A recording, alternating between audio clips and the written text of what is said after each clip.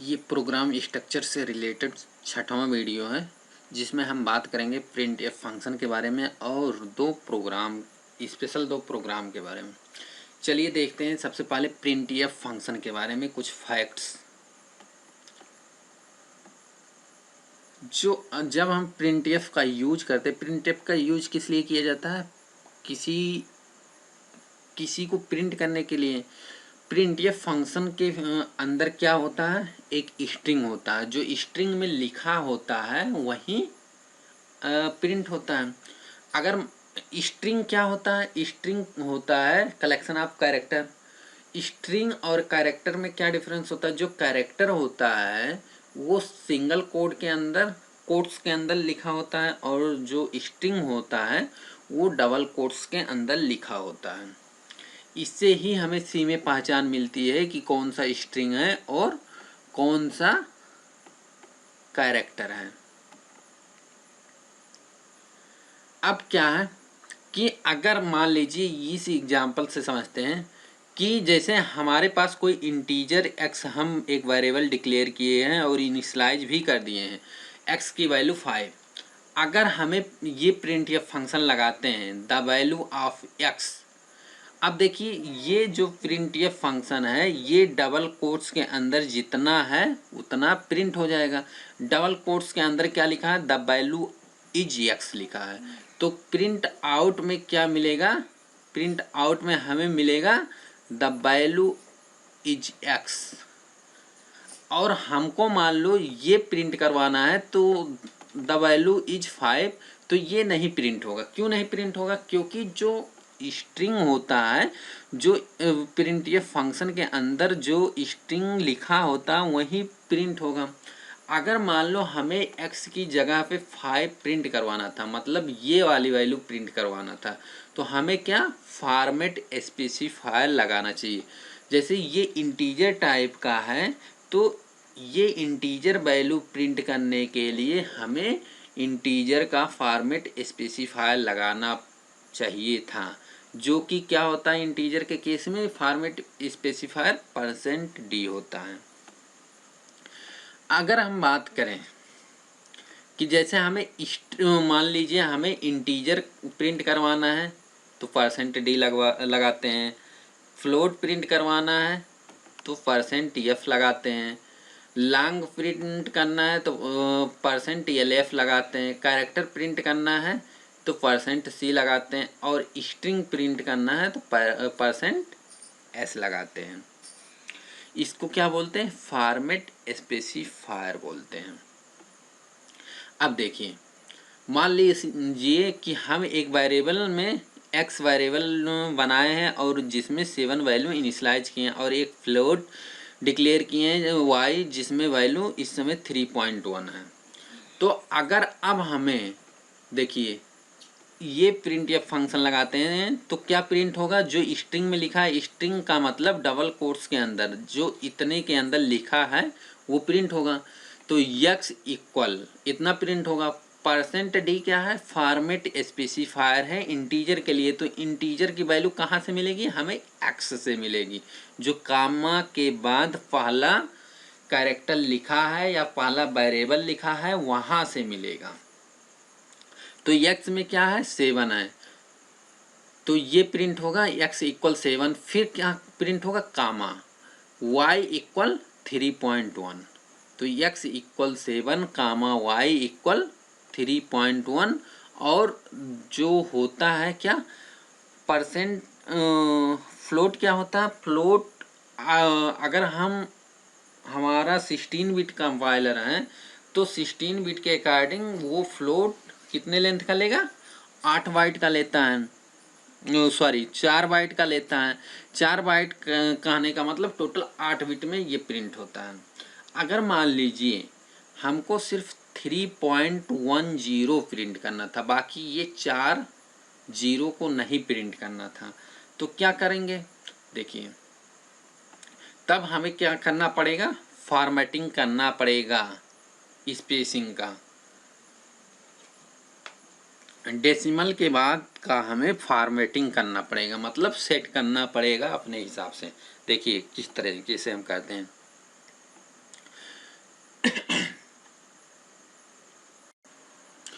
चलिए देखते हैं कि फॉर्मेटिंग कैसे करते हैं स्पेसिंग का। तो क्या होता है कि मान लीजिए हमारे पास एक वेरिएबल है, किस टाइप का, कैरेक्टर टाइप का। तो उसमें क्या है कि एक सिंगल कैरेक्टर स्टोर होगा।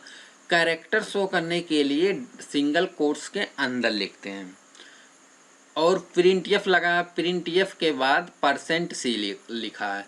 %c का मतलब हुआ कि कैरेक्टर एक मिल रहा है। कहाँ से मिल रहा है? यहाँ फर्स्ट से मिल रहा है। फर्स्ट क्या है? एक वेरिएबल है कैरेक्टर टाइप का, जिसके अंदर क्या स्टोर है? ए स्टोर है। तो यहाँ से ए मिलेगा। फिर %3c लिखा है। %3c का मतलब क्या हुआ कि अब ए के बाद 3 स्पेस होगा, उसके बाद हमारे पास ये सी मिलेगा। सी क्या है? सी किसके लिए है? सी कैरेक्टर के लिए फॉर्मेट स्पेसिफायर है। ये कैरेक्टर कहाँ से मिलेगा? इस वाले से। ये क्या है? देखिए ये सिंगल कोट्स के अंदर लिखा है आर, मतलब ये डायरेक्ट एक कैरेक्टर है, तो ये प्रिंट होगा। फिर इसके बाद %3c का मतलब क्या है कि अब जो आर प्रिंट होगा उसके बाद 3 स्पेस प्रिंट होगा, फिर जी प्रिंट होगा, फिर बैकस्लैश n है। इसके मतलब अब हमारा जो कर्सर ब्लिंक करेगा आउटपुट स्क्रीन पे, वो क्या करेगा? न्यू लाइन से ब्लिंक करेगा। तो इसका आउटपुट क्या आएगा? देखिए आउटपुट क्या आएगा? ए 3 बार स्पेस आएगा, फिर आर आएगा, फिर 3 बार स्पेस आएगा, फिर जी आएगा, जो कि यहाँ पूरा वही डिटेल में लिखा गया है। आप लोग पढ़ लीजिएगा। इसके बाद और भी देखते हैं कि सिर्फ फ्लोट के कैरेक्टर के केस में ही यूज कर सकते हैं क्या। अब चलिए देखते हैं हम फ्लोट के केस में क्या क्या यूज कर सकते हैं। देखिए अगर हम फ्लोट का फॉर्मेटिंग करना चाहें तो अगर मेरे पास एक वेरिएबल है y, जिसका डेटा टाइप क्या है? फ्लोट टाइप का है, जिसमें वैल्यू स्टोर है 3.12। अगर हम इसके मेमोरी के रिस्पेक्ट में बात करें, मेमोरी में क्या स्टोर होगा? 3.120000 इस टाइप से स्टोर होगा। अगर हमको इसको प्रिंट करवाना होता तो प्रिंट अगर करवाते हैं तो कुछ हमें इस टाइप से मिलता, %f लगा के। अगर मान लीजिए हमें सिर्फ क्या, अगर हमें सिर्फ क्या करना है कि ये दशमलव के सिर्फ 2 पॉइंट तक प्रिंट करना है, तो किस तरीके से करेंगे? तो इसको हम लिखेंगे %1.2f या 2.2f लिखेंगे, या इतना लिखेंगे तो ये प्रिंट होगा। देखते हैं कैसे। प्रिंट एफ के अंदर जो डबल कोट्स के अंदर लिखा है वो टोटल प्रिंट होगा। तो डबल कोट्स के अंदर क्या लिखा? y इक्वल प्रिंट होगा। फिर %1.2f, ये देखिए %f लिखा है। %f के पहले क्या लिखा है? 1.2। तो ये 1 क्या है? 1 है टोटल बिट्स, मतलब जो इस वेरिएबल का जो फ्लोटिंग टाइप का वेरिएबल होगा उसका टोटल बिट 1 होगा मिनिमम। और जो दशमलव के बाद टोटल नंबर मिलेगा वो दशमलव के 2 स्थान तक प्रिंट होगा। और किस टाइप का है? फ्लोट टाइप का है। तो अगर मेमोरी में कुछ इस तरह से सेव है तो हमारे पास अगर ये हम %1.2f लगाते हैं तो सिर्फ दशमलव के 2 अंक तक प्रिंट होगा। तो इसका मतलब इस स्टेटमेंट का आउटपुट क्या आएगा? 3.12 आएगा। आई होप समझ में आ गया होगा। अब बात करते हैं कि ये इसको और डिटेल में समझते हैं कि %1.2f का मतलब एग्जैक्ट क्या हुआ। अगर बात करते हैं, देखिए ये पिछले टर्न पे ये प्रोग्राम हो चुका था कि 5 नंबर का एवरेज निकालने का प्रोग्राम हमको लिखना था। तो देखिए जब हम प्रिंट करवा रहे थे तो एवरेज क्या प्रिंट हो रहा था, 30.00000 प्रिंट हो रहा था इस प्रोग्राम का आउटपुट। अगर मान लो हमें दशमलव के सिर्फ 2 स्थान तक प्रिंट करना था या 1 स्थान तक प्रिंट करना था तो हम यहाँ क्या यूज करते, उस केस में हम उस केस में यहाँ यूज करते, देखिए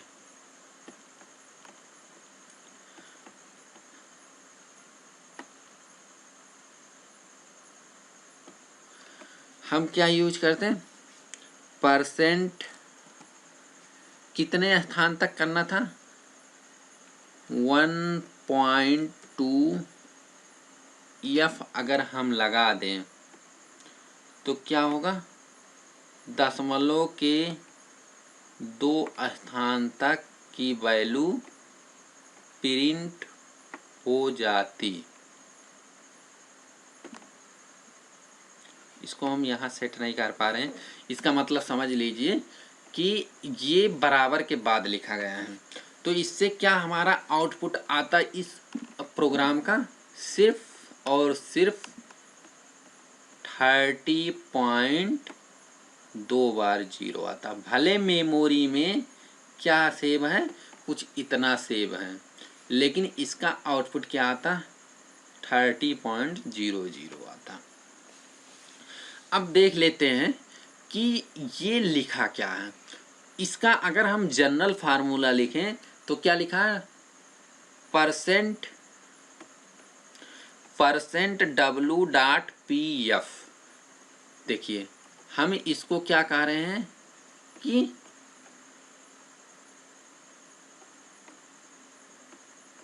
हम इसको क्या कह रहे हैं कि ये दशमलव के आगे क्या लिखा है, W हम ट्रीट कर रहे हैं, दशमलव के बाद क्या लिखा है, P लिखा है, और F तो हम जानते ही हैं किसके लिए यूज होता है, फ्लोट के लिए यूज होता है।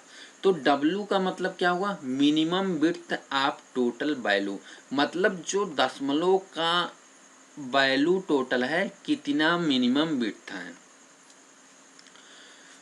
और जो P है, P का मतलब क्या है, exact number of decimal after, मतलब जो पूर्णांक के बाद कितने स्थान तक दशमलव प्रिंट होगा, ये P डिनोट कर रहा है, मतलब दशमलव के बाद वाला अंक डिनोट कर रहा है।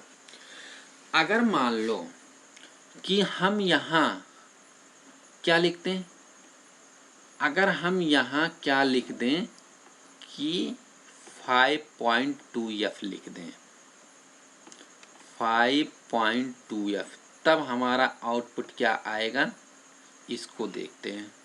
5.2F अगर लिख दें, 5.2F, तो 5.2F का मतलब हमारे पास टोटल क्या आएगा, जो इस फ्लोटिंग पॉइंट का नंबर मिलेगा वो मिनिमम विड्थ कितना होगा, 5 होगा।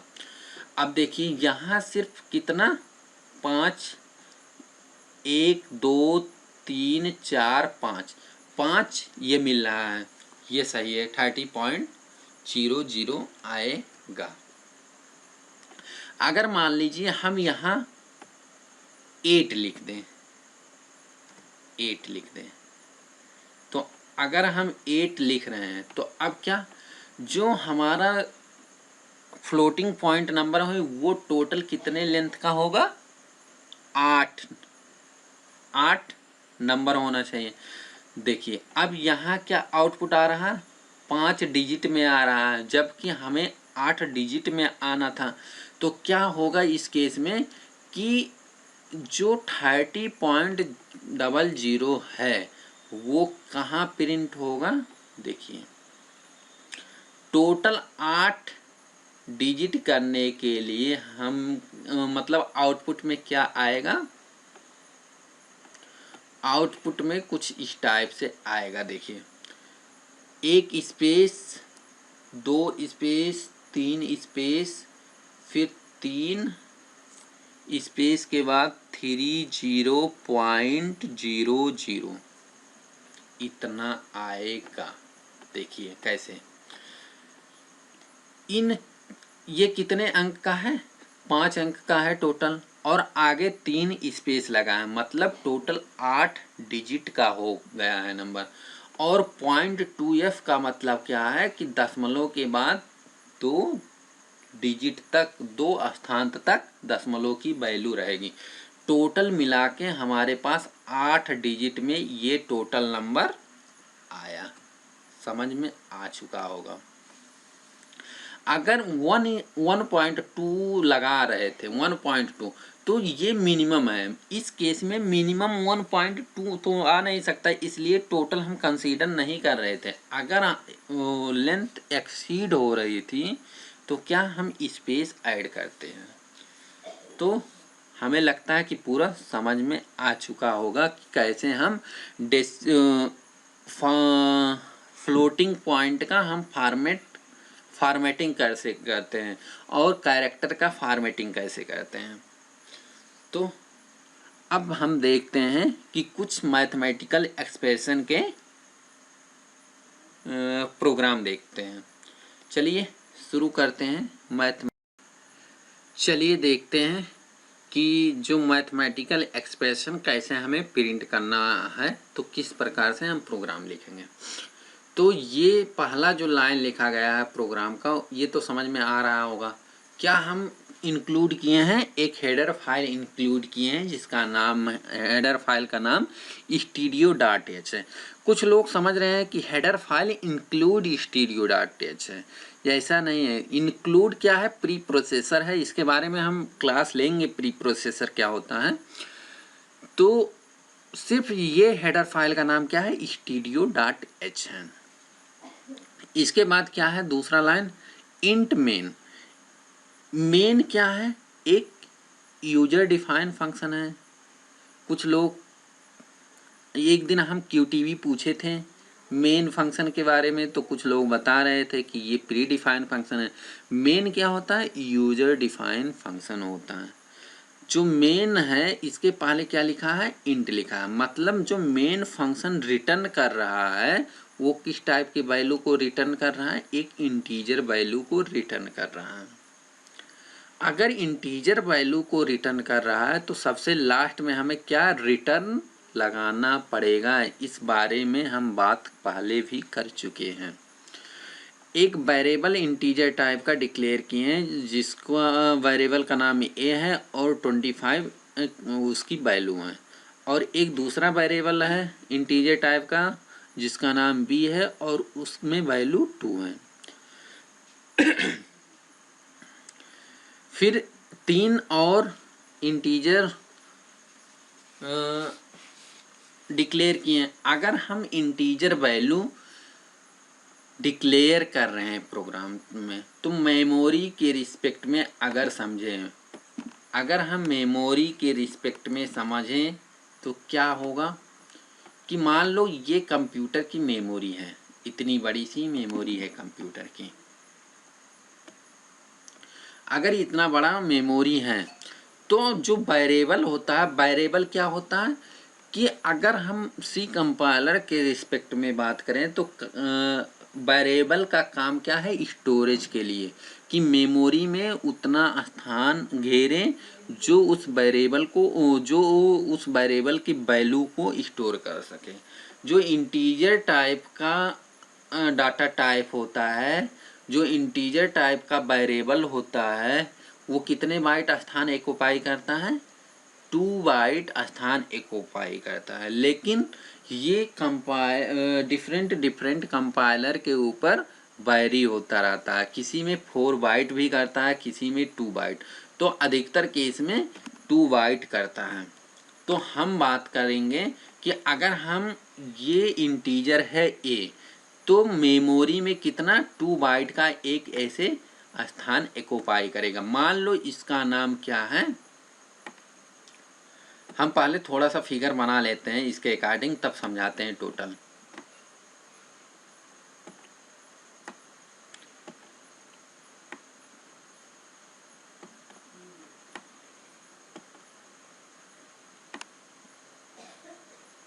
देखिए मान लो ये वेरिएबल के अकॉर्डिंग हम फिगर बना दिए। अब क्या है, ये पहले वेरिएबल के अकॉर्डिंग इसका नाम क्या है, वेरिएबल का नाम ए है, वेरिएबल का नाम ए है, और इसमें जो वैल्यू इनिशियलाइज हो रही है उसके अंदर क्या है 25। दूसरे वेरिएबल का नाम क्या है बी है, इसमें वैल्यू क्या इनिशियलाइज हो रही है, वैल्यू 2 हो रही है। फिर क्या है, तीन वेरिएबल को और हम डिक्लेयर किए हैं जिसका नाम कॉन्सिक्यूटिवली एक्स वाई और जेड है। इसके बाद एक फ्लोट टाइप का वेरिएबल है जिसमें वैल्यू 25.00 है, इसका नाम क्या है सी है, सी नाम है जिसमें वैल्यू क्या है 25.0 है। और एक वेरिएबल और डिक्लेयर किए हैं डी जिसमें वैल्यू क्या है इस समय 2.00 2.0 है। अब मान लीजिए हमें इस एक्सप्रेशन को हमें इसकी वैल्यू प्रिंट करना है। एक्सप्रेशन क्या है 6 + a/5 × b। तो मान लो हम जो इसको एक वेरिएबल में स्टोर कर लिए हैं, तो अगर हम वेरिएबल में स्टोर कर रहे हैं x, तो अब क्या होगा जो इसकी वैल्यू होगी सबसे पहले वो सॉल्व होगा, फिर इसको हम प्रिंट करेंगे। अब देखिए मान लो 6 + a/5 × b है, तो इसका आंसर क्या आएगा, इसका आंसर आएगा 6 + a की वैल्यू क्या है 25, तो 6 + 5 × b, तो 5 × 10 16, जो 16 आएगा वो कहाँ स्टोर होगा, x वाले वेरिएबल में स्टोर हो जाएगा। इतना समझ में आया। फिर y भी एक वेरिएबल डिक्लेयर किए थे, उसमें क्या वैल्यू स्टोर करवा रहे हैं a/b × b स्टोर करवा रहे हैं। a/b × b का मतलब हुआ 25/2, 12.5 12 × 2 24। y किस टाइप का है, इंटीजर टाइप का है, तो प्रिंट क्या होगा स्टोर क्या होगा 24 होगा।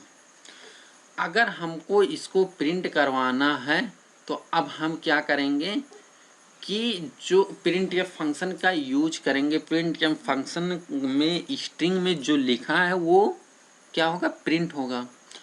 तो क्या लिखा है डबल कोट्स के अंदर 6 +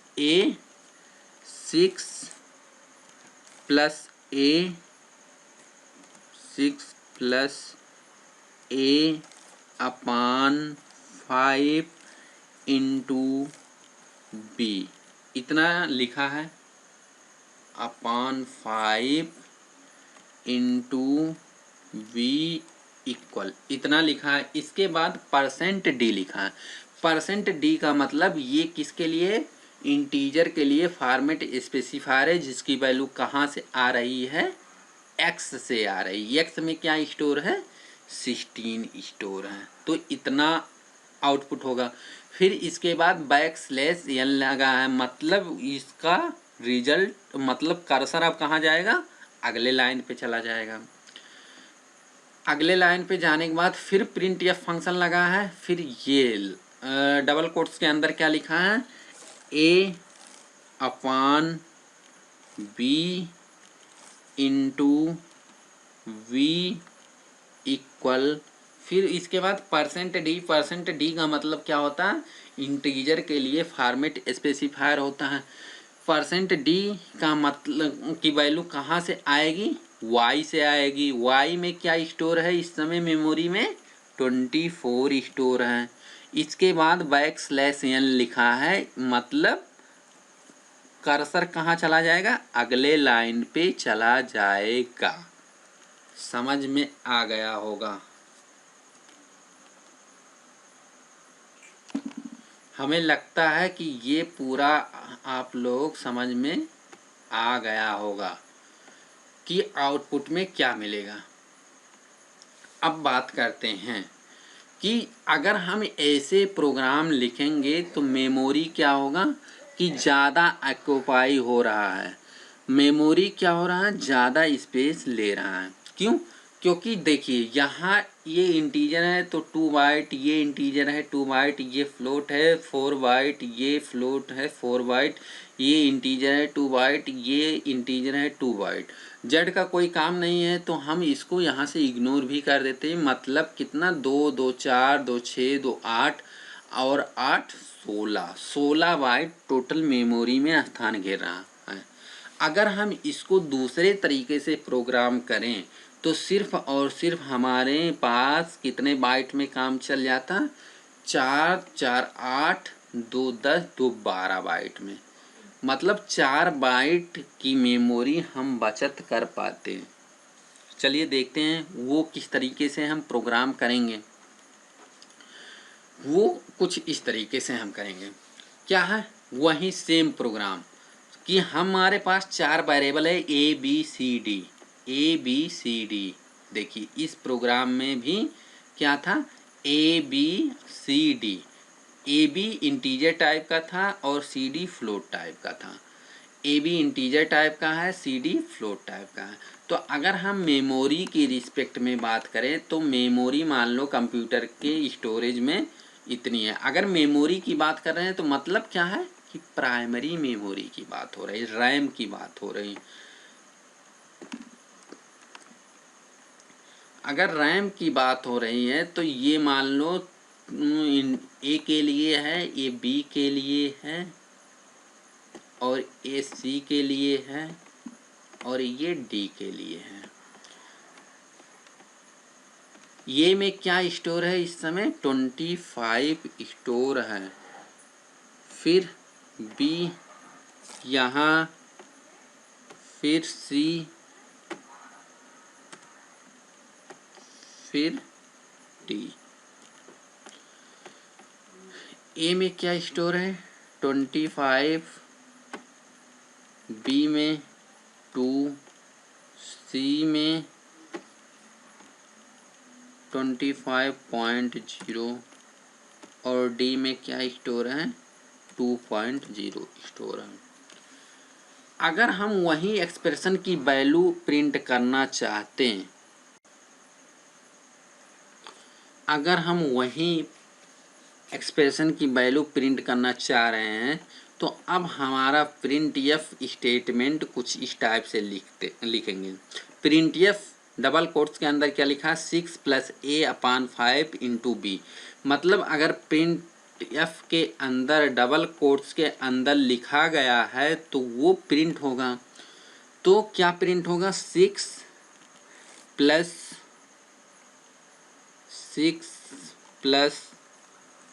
a/5 इंटू बी इक्वल इतना प्रिंट होगा। इसके बाद क्या है, %d लिखा है। %d का मतलब ये कहाँ से वैल्यू आ रही है, कामा के बाद जो वेरिएबल होगा या जो कैरेक्टर होगा वहाँ से आएगा। %d का मतलब क्या है, एक इंटीजर वैल्यू मिल रहा है, लेकिन यहाँ कोई वेरिएबल है नहीं। ये क्या है कि एक मैथमेटिकल एक्सप्रेशन है। अगर मैथमेटिकल एक्सप्रेशन है तो इसकी जो वैल्यू इंटीजर में आएगी वो वैल्यू यहाँ %d की जगह पे प्रिंट होगा। अब इस वैल्यू को कैलकुलेट करना पड़ेगा। ये वैल्यू कहाँ से कैलकुलेट होगी, जो मेमोरी में अंदर डाटा स्टोर है उसी के रिस्पेक्ट में कैलकुलेट होगा।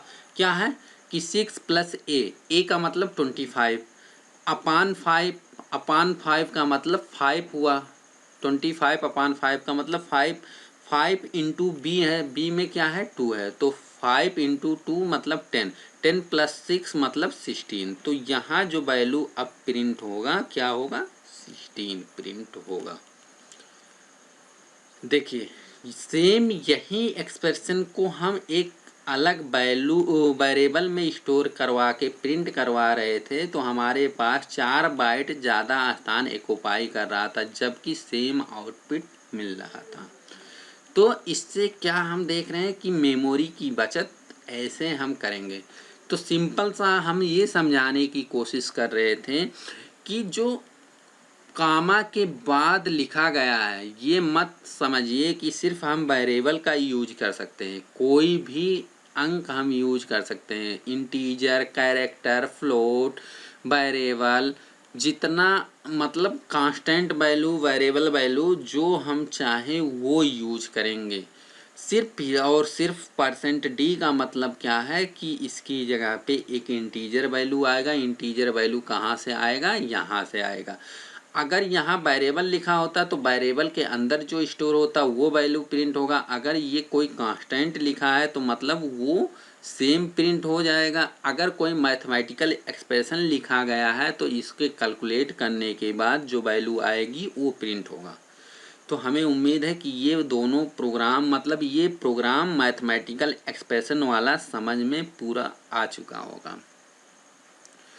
तो इसी पे हम वीडियो को समाप्त करते हैं और इस वीडियो का QTV पूछ लेते हैं कि जो ये प्रोग्राम का पहला लाइन लिखा गया है, // लगा है मोर अर्थमेटिक एक्सप्रेशन, मतलब ये पूरा लाइन क्या होता है? जो // के बाद लिखा होता है वो सी कंपाइलर मतलब सी प्रोग्राम में ये क्या होता है? तो इस QTV का आंसर आप लोग ज़रूर कमेंट बॉक्स में कीजिए और वीडियो को ज़्यादा से ज़्यादा शेयर करिए। वीडियो देखने के लिए थैंक यू।